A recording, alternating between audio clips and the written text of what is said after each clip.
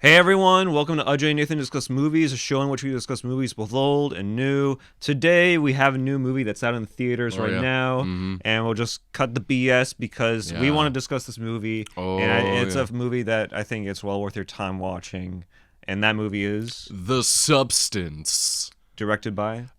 Coralie Fargeat, I believe is how you say her name. I may have butchered it. French director, I'd say. French director, yeah. It's starring Demi, Margaret, Qualley, Quaid, yes, and a few other actors.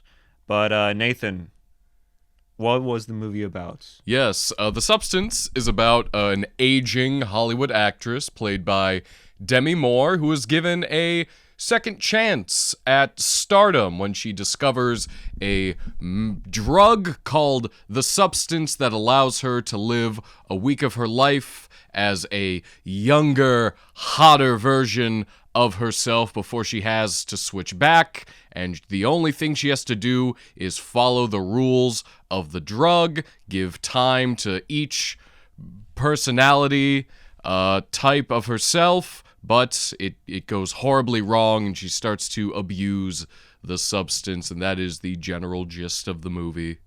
And how do you feel about this movie, Nathan? This movie's amazing. Yeah. This movie's so damn good. I went into it pretty blind.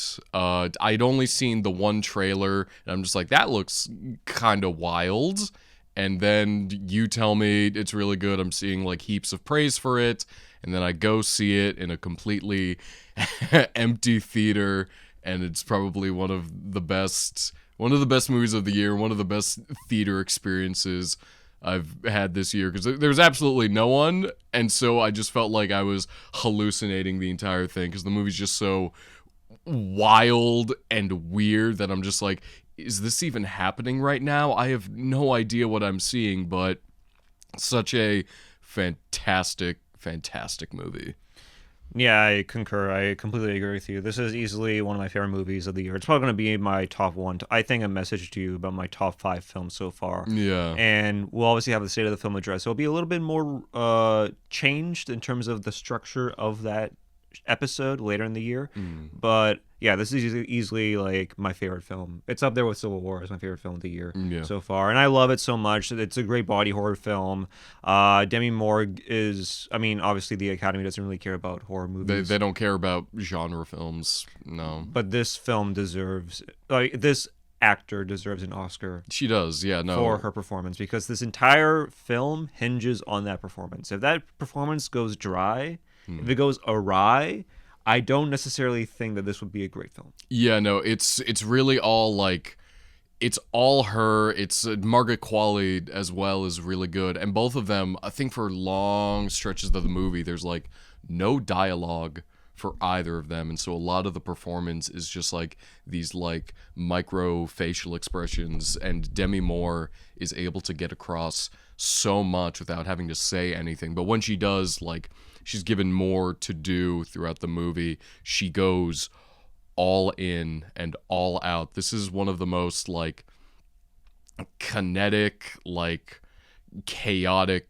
films I've seen in such a long time. It is one of the most like loud and in-your-face movies I've seen in so long. Yeah, and I think part of the reason why this movie works so well is because they're so in detail with the horror, and they're so like in your face about it. Literally, yeah. That it does go over the top, which I sincerely love. Yeah, because by the third act, and obviously we'll get into spoilers later on in the episode, but by the third act, I was laughing a lot. It's because it understood that even though it was a body horror movie, there were still elements of dark humor. I'm starting to think that my new brother-in-law has been beating my sister lately. Now, I haven't seen any bruises. I don't have any proof.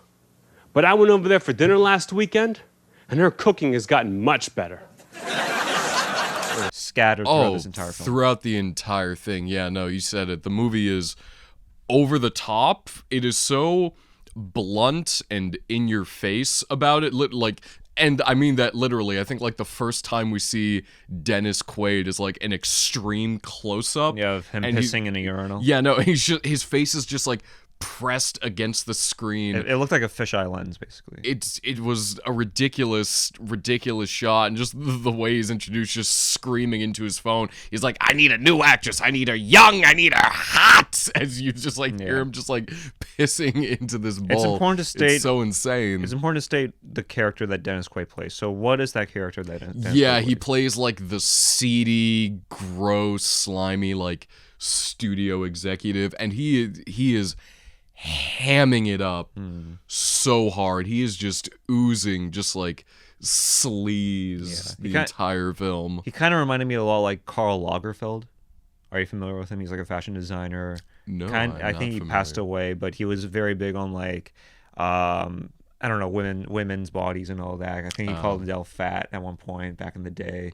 At the paper's Paris office, Lagerfeld sat down to wax poetic on everything from world politics to his theory that, quote, people in magazines are 50% bimbo and 50% pregnant women.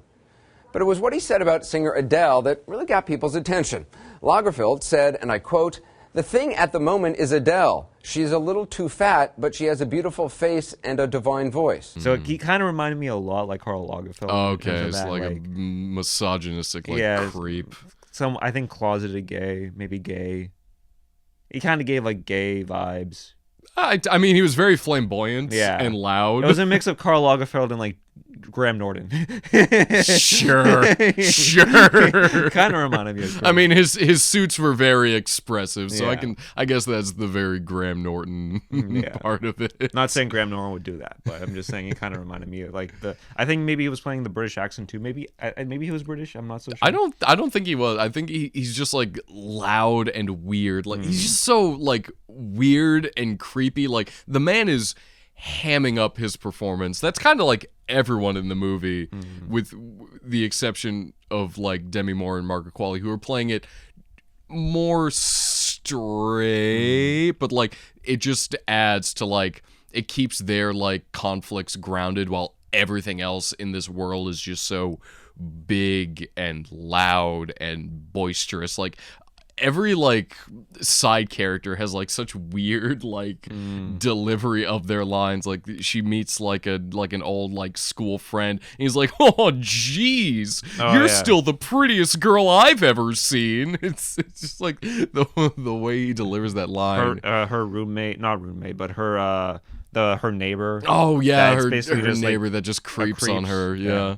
And one of the scariest scenes in this film, and this is not really a spoiler, I will give spoilers later on in the episode, but one of the creepiest scenes, and the scene that I had to turn away, was when Dennis Quaid's character ate crawfish. Oh my god, yeah, the way he eats in that scene is disgusting. Just so much of this movie is using like extreme close-ups to like really like make you uncomfortable, and the sound design of that scene, you're hearing all the crunching and the squishing of the crawfish as he's eating, extreme close-ups of him just like chewing and spitting food all over the table. It is absolutely vile stuff, but adds so much to the movie and to like the style of it. Yeah, I mean, you mentioned the sound design. The sound design was amazing. Yeah, throughout this entire film. If I could describe the sound design in one word, it would be crunchy. Just like everything about the movie, just like so uncomfortable, so just like loud and crackling. Like all the body horror sequences, just like they do what they set out to do, and that is to make you like so squeamish. Yeah, the sound design was amazing. The cinematography was out of this world. It's the way that the city is lit. Yeah. And not only that, but the apartment. Oh, her apartment is so expansive. It's amazing. But it's so beautiful. The way that it's just like this high-rise apartment that just oversees the entire LA area. It's a very beautiful film to look at, despite it being a body horror movie. Yeah. And again, this is a film, because we had this recent string of movies that came out in the summer that dealt with horror. Like it was a pretty rough few months for horror movies. I'm not gonna lie. We had to deal with the Kinds of Kindness. We had to deal with Maxine. We had to deal with that cuckoo BS that he tried to pull as a good movie. This movie is everything that those movies should have been and more. Okay. Okay, I can see where you're coming from. I'm playing devil's advocate with the with Cuckoo, but yeah, go ahead. That's fine. But no, this is definitely like. It was a rough few months for horror movies. I'm not gonna lie. I don't think it was that, but we got long legs. Yeah, long legs. We got long legs. I think that makes up for anything bad that might have happened. But no, this movie really feels like such. It feels so different from everything. It's such a breath of fresh air. Yeah, absolutely. And like you were saying, the cinematography, the colors of this movie are so vibrant. There's like that one hallway in like the like studio they work at where it looks like it was ripped like right out of like The Shining. The Shining. Yeah, no, it's like a direct like Kubrick kind of reference, like the weird carpet in that hallway, and just the way it's shot, like this wide angle lens that makes it look as though this hallway just goes on for like ever, and just like the vibrant like oranges and yellows. It's such a feast for the eyes is really what it is. Yeah. And again, going back into like the body horror elements of the movie, you know, like when we see the not transformation scene, but when we see Margaret Qualley's character, I think her name is Sue. Yeah, she calls herself Sue. Coming out of Elizabeth Sparkle's body. Yes, the whole transformation is so. The movie is kind of always like, it's one of those movies that has such relentless pacing. Like the second it starts, it never lets up, and like the movie's always at 11, but it always is like peaking and then just like resetting itself and then peaking again. It's so great, and that transformation scene it's so visually wild. And like again, the sound design of it just like it all assaults your senses. Like there's just these flashing lights like as this transformation is going on that just really like locks you in. It's like I have no idea what's happening, but I am so on board. Like I was telling you about this off camera before we started filming. This is basically like how I would describe the film. It's basically like a mix of Requiem for a Dream with the Neon Demon, which I felt like the Neon Demon was a heavily slept on film when it was released, because I agree. There was a lot of divisiveness in terms of that film. But like when you see the films that it's sort of influenced, such as this film, it's definitely set the trend for body horror films to be done in this sort of artistic way. Obviously, Cronenberg is an example of that as well. But more so of like the newer age of like the body horror movies. I see body horror making. I wouldn't say like a resurgence because it's always kind of been there, but it's definitely something that is more. It's becoming a little less niche, as it were, because I think all the reception I've seen for this movie is just heaps and heaps of praise, which is so well deserved, and it's so great because the movie is so weird. It's one of the weirdest things I've ever seen. I feel like a general audience member can also enjoy this movie. I would say that, but then the third act happens, and I'm just like, this is some of the most wild stuff I've ever seen put to screen. Is it? I mean, I don't know. Like, I felt like we'll have to like get into spoilers. We can get into spoilers now. We can get into spoilers. Yeah, okay, so spoiler alert. But here's the thing. With the scene of, because spoiler alert, Elizabeth Sparkle. Elizabeth, realizes that she's no longer the pretty Sue anymore. Her teeth are fallen now. She decides to inject herself with whatever remaining. Yeah, she injects herself a second time with the activator while she is Sue, and what is produced is a just giant flesh monster that's got like random like teeth just like on her shoulder and like random arms popping out. It's like a malformed face, and then like Demi Moore's face is just on the back, and it's just like stricken with horror the entire time. It's a disgusting, crazy monster. And like the movie does like title cards whenever we like get like the new character. It's like Elizabeth Sue, and then this is like Monster Eliza Sue.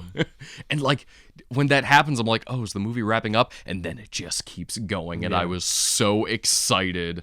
it enters such a surreal, the entire movie's surreal, but this is like complete like dream logic now. She like puts on the dress and goes to like the New Year's Eve show, and it's such just like a visual assault. And obviously at this point in time, like you can easily nitpick the film. Like at this point you can be like, oh, how, like, again, spoilers, but like, how did she enter into the backstage without anyone noticing? Why did she have the cutout of her old face still there and no one telling, hey, like, why not just take away the cutout so we can see your face before you get on TV? You know, there's a lot of things that can happen where you nitpick, but I feel like if you look at it as a literal like depiction, you're going to be very like the movie... I don't know. You'll be left surprised, but if you look at it in a more metaphorical lens, I feel like you can really enjoy for what it is. Yeah, no, the movie is very surreal, very again over the top, and so like trying to apply those like nitpicks, just like how did that guy not notice it was a monster in a dress? It's like that's you're like losing the sight of what the film's about. You're missing the forest through the trees, and like I think that adds to like the satirical edge of the film and like the dark humor. The fact that when she rolls up to that back door, it was hilarious. It was so funny. He's like, "We've all been waiting for you. Go on in." And she's just got like the Demi Moore face, literally like super glued on to the monster face, and she walks in and just like, God, that entire like last 15 minutes is so goddamn insane. I had to check the time so I could swear. It's so goddamn fucking insane. Like the heavy metal music that just starts blaring as like blood is soaked across the entire soaking theater. Children and everyone. It reminded me a lot like the child in Freddy Got Fingered when he gets obliterated by the fan.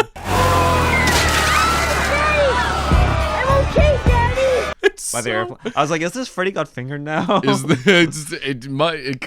feels like it belongs in that world. Having said all that, the final, the part where like it starts spraying everywhere. Yes, I couldn't keep it together. No, it's so funny. It was hilarious. The entire movie is so funny. Like I was dying. Again, I was alone in the theater. I was dying laughing when earlier before that happens. It's like Margaret Qualley and Demi Moore, they like are fighting each other. Oh, that was hilarious. Because like now they're like, at one point in the movie, she just gets superhuman strength and just like Sparta kicks Demi Moore in through the table. Demi Moore across the room into a glass table. It's insane. And like at some point, like obviously, like it's easy to nitpick, but like there's one scene in the movie where like Demi Moore's aged extremely rapidly. Yes. And like she has like a hunchback and all that. She can still run. It's so funny the way she's hobbling around. There are two scenes. Like when you texted me, you're just like, she deserves an Oscar for this role. Like, you know how at the Oscars, like when they play like the nominations and they show like a quick clip from the movie. I think the one clip they should show for Demi Moore is just like she's leaving the apartment, like as like the hunchbacked old lady sees the neighbor and she's just like, fuck off. That's the one thing, just like, for your consideration, Demi Moore, the substance, just her, just like as like an old crone, just like, yeah, fuck off. Just like that is so pitch perfect. Even the humor with the pervy neighbor, I thought was hilarious. Oh my god, because he's such a piece of shit. It's so funny. He's like, "Hey girl," just like he's like in the like peephole. He's like, "Hey girl, just saw you on TV. We're gonna have a date tonight, babe." Just like everyone is so just like such a over the top like caricature of a human being, with the exception of our leads who are like very like they feel real and grounded in their emotions, but everyone else, like again, Dennis Quaid, such a sleazeball. There's the scene where he like kind of corners Margaret Qualley like in like a hallway with like, he's like, "I've got the shareholders," and they're all just like it's like a coterie of just like disgusting old like bearded white men who are just like all just like, "Pretty girls should always smile. Pretty girls should always smile." It's so insane. It's weird how like Reagan was his passion project. But he gives a better acting performance. Granted, I didn't watch Reagan, but you don't need to. It feels like this movie, he's really playing it up and actually is giving a pretty good performance. Yeah, for what the role requires of him and for like the tone of the movie, he is so perfect as this role. He is going 110% in on everything. In my screening, when I was watching it in a theater, there was like 10 to 15 people. And during the scenes, like where it was like a lot of like body horror and like you know, blood and all that, they were still chawing on their popcorn. And I was like, I don't know if this is a film that you eat per se. I don't think this is a film that you go in with a full course meal. The full course stomach. I mean, that it's definitely a test of strength if you can do. It's a test of your strength if you can eat like a rotisserie chicken in this film, because the scene of Demi Moore like kind of angrily like deboning a rotisserie chicken is so gross. Yeah, it's so much of there's like this weird underlying like food thing going on where like she's cooking and just like it all looks so even the opening nasty scene with the egg, where the egg splits from the other egg. Yeah, no, when they're testing the substance. Yeah, I kind of want to talk about like what I really like about the movie is how clear the rules are, which is very important for a horror movie. Like they go into very clear detail of like how like the substance works and like the rules that are required to like make it work. Like you are birthed from your older self and then you got to keep that body hooked up to like food and nutrients so it doesn't die. You extract the spinal fluid to like make sure like your younger body doesn't shut down, and like it goes into all this detail, and so like you as an audience member have a clear picture of like how this all works. And so when Margaret Qualley starts to kind of abuse it, you understand like, oh my god, this is like where it's about to go off the rails. And I think I just love the character of like the salesman for the substance, how he's just so blunt. He's just like, you did not follow the rules of the substance. Just like there is no she, there is no her, there is just you. You are one. Follow the rules. Just like the best customer service I've ever seen in my life. One single injection unlocks your DNA and will release another version of yourself. Yeah. Yeah, there's a big like Dr. Jekyll, Mr. Hyde element to this film that I think it really plays off well. I also really enjoy, there's this beginning, and we probably should have mentioned this in the spoilers, but there's this scene in which in the beginning of the film there's like a Hollywood like star of Elizabeth Sparkle, and there's just like a time lapse of just people like stepping over this one guy like drops a burger, and then like he like tries to like use his like foot to like like put the ketchup all over the star and all that. You see Torres walking all over it, and then by the end of the film she's so attached to like the idea of still being a star that even in her like final moments she's still clinging on to like what little relevancy she has.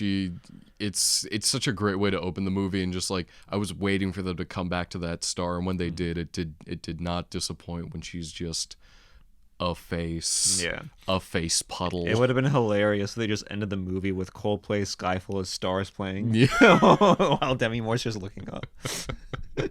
That would have been a choice. I think that brings me to, I want to mention the soundtrack of the movie. Yeah, the soundtrack's great. The synth beats that are always like playing, like the first time she like watches like the Substance like sales video, it's like it's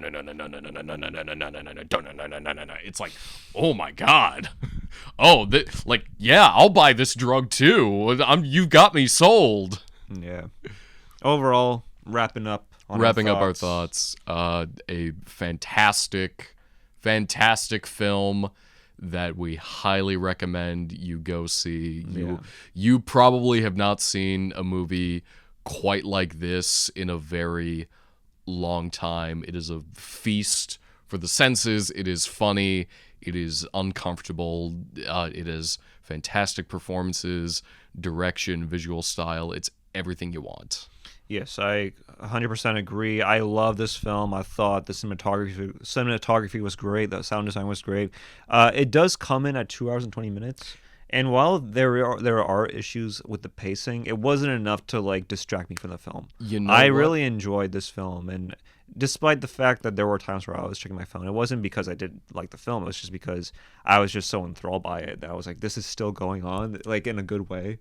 So Yeah, in a good way. You're like, oh my god, we're still going. Yeah. Oh my god, it's still happening. Yeah. That I will say, I did not mind the pacing. It's probably like the only over 2-hour movie I've seen this year that I've been like, okay, I'm okay with this. I wouldn't want to cut anything from this because it's all so good. yeah.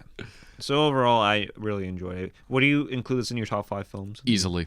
Oh, it's easily on the list. It's probably my number 1 for this year at this point. Easily. Like for me, it's The Substance and Civil War. That's like 1A, 1B. Mm-hmm. It's going to be very difficult to like rank it between Civil War and The Substance. Yeah. But for now, I would probably say The Substance. Maybe it's recency bias. I'm not so sure. Could be. But I really do love this film, and we suggest you guys watch it as well. If Absolutely. you're a fan of independent films, if you're a fan of, I mean, I don't know if this is independent. I think it's attached to a studio. But still, if you're a fan of non-superhero films, if you want films to continue to thrive, please support this movie. Yeah, watch The Substance. Please watch this movie so that we don't have to deal with like Thor, love and God is war. Yeah, God is sure, love. yeah. Thor, God is love. God is not dead. 7. Thor, Love and Thunder. Who fucking whatever. Just go see The Substance. Shang-Chi into the Chinaverse, hopefully. What?